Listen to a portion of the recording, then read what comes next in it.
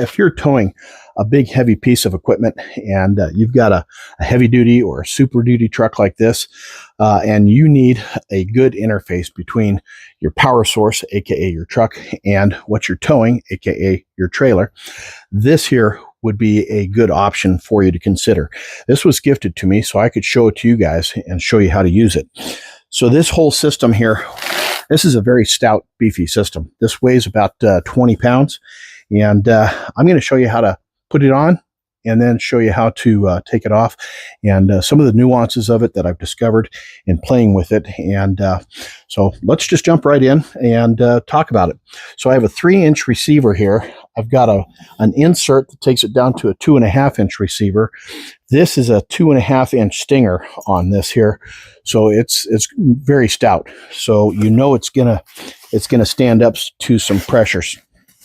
And when you receive it, it's got 3 rubber spacers on it. And you don't necessarily need to use all 3, but I'm going to show you. I think I'm going to go with 2 or just 1, and I'll show you why in a moment. So I'm going to take that off. I'm going to slide this in here. Excuse me, Spencer.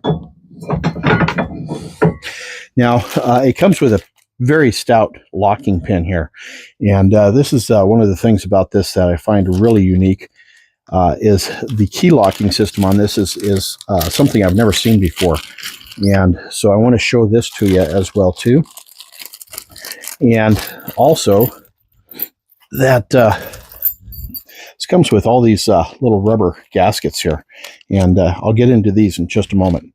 At first, this is your locking pin here. It's a very stout piece of equipment. It's got these gaskets on it here, and I'll show, like I said, I'll show these to you here in just a moment. But the keys are really unique keys. I've never seen keys like this before. They're kind of a crescent shape, and this is the tumbler here. I've not seen one that looks like that before. It's really kind of cool. It does come with this mud cover on it, which I always suggest using. It helps keep dirt and grime out. Those will bungle up your tumblers in there. So if you keep it clean, the tumblers will work appropriately and easily. So you just slide the key in and you turn it a quarter turn, and it just pulls right off. Now, one thing that I noticed is that the tip there isn't tapered, which means that when you go to put the locking mechanism back on top, you have to have it in the unlocked position for it to go on. So there it is, it's locked, but if you unlock it, excuse me, you can't take the key out while it's unlocked, first off. But if you lock it and take the key out, you can't put it on. Some of these, this is tapered and it just pop right on. This doesn't work that way. You have to unlock it, put it on, and then lock it again. So just something to keep in mind. Now, when it comes back to these spacers here, these are going to be integral in how to use, these are going to be integral in these screws here. So I took 2 of the spacers off. They're in the box here, and I'm going to slide this in and get the locking mechanism. Now, when you put this pin in, remember there's a permanent piece on here. You want this on the driver's side. Most roads in the U.S. are sloped to the passenger side so that when it rains, water washes off to the side of the road. And so if for whatever reason your lock fails and falls off, this should stay in place, keeping your hitch and your trailer in place as well too. So put that in. I'm going to grab a couple of these spacers here. Are these necessary? Probably not. So there's 4 on this side. I'm going to put 3 in on this side over here. And what's the purpose of these? Well, I'm assuming, to help keep the the vibrations down on the lock or on the pin itself. So there we go. That's locked. We'll put the cover on. You want to make that a habit, regardless of what it is that you're doing. You want to make it a habit to put that cover on. All right, so I'm going to slide this little plate and spacer up, and then we'll screw these in. I might, excuse me, I might actually need to add, yep, I'm going to have to add another spacer here. So let's unlock this.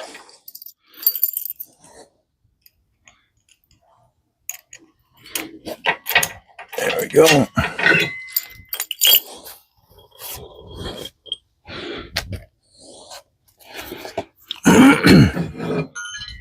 Excuse me. Okay, back that out.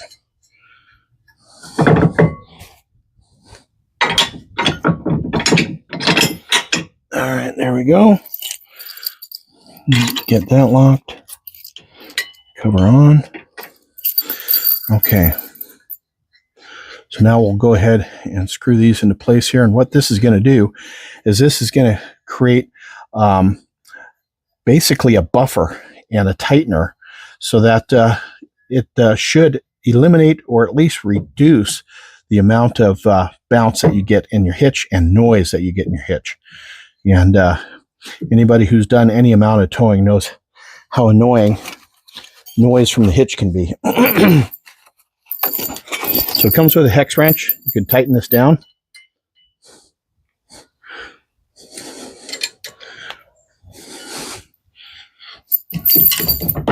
Very little bounce in that now. All right, and I didn't put the spacers on. I don't think it's going to be a life or death thing without them. It's probably going to be more personal choice than anything. So now putting the excuse me, the ball hitch on has two options on here. It's got a 2-inch and a 2 5/16 inch. There's weight restrictions on here, or weight limitations. The 2-inch, the max trailer weight is 15,000 pounds, and your max tongue weight is 1,500. And the 2 5/16 inch is 22,000 pound max trailer weight and 2,200 pounds tongue weight. So we'll go ahead and put this on with the 2 5/16 up. Now, one thing that I discovered earlier is that those screws, if you have too many spacers in here, the screws get in the way of the pins here. And so since I took one of the spacers out, now those pins are not in the way, and you can just go ahead and lock this bad boy in place. Oops. Make sure that you install the cotter pins correctly. And again, these are the same thing. You want to make sure that the permanent piece of these is on the driver's side. So if these cotter pins, for whatever reason, fall out, you still have the weight, or gravity pushing these things that way so that they should stay in place. So there you have it, guys. This is the installed hitch here, and this is a very stout, beefy piece of equipment. I was really hoping to use my neighbor's trailer to do a demonstration of how to level it, how to hook it up to your trailer. Unfortunately, our schedules just haven't meshed so far, and I don't have a bumper pole trailer. I have a fifth wheel, so this doesn't do me any good in that capacity. So as far as taking this apart, it's just the reverse of what you did to install it. And you just want to make sure that if you're going to keep using this this box here, the foam, you just put things away where you got them at. It makes it a lot easier. If you're not going to keep the box, keep everything together. Keep it assembled. Keep it together.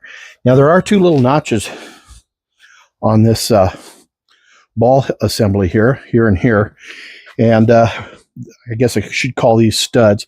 And there's notches that go all the way up and down.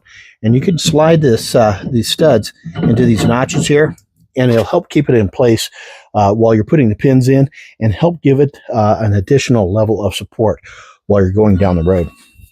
And then you want to make sure that you back off the screws that are on here, and you don't have to back these all the way out.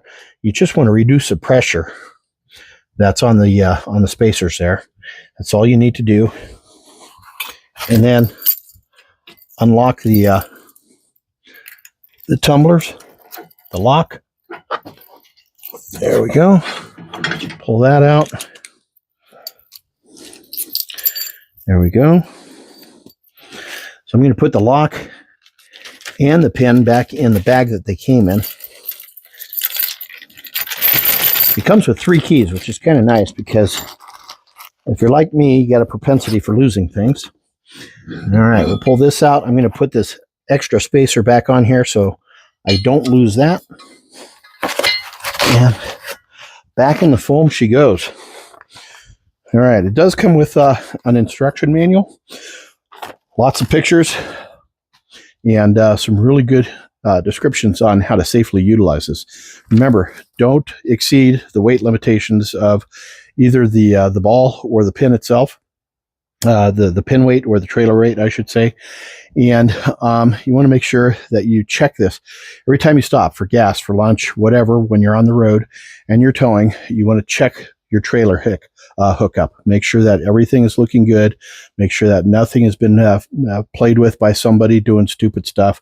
And you always want to check and make sure that it's set up properly. When you are ready to go, when you hook up, when you're ready to go, when I take off, I walk around my entire trailer and my truck, and I have a mental checklist that I go through. I point at each and every item, and I confirm that it's in the position that it needs to be in, whether it's closed or locked or what have you. So there you have it, guys. Have yourselves a fantastic day.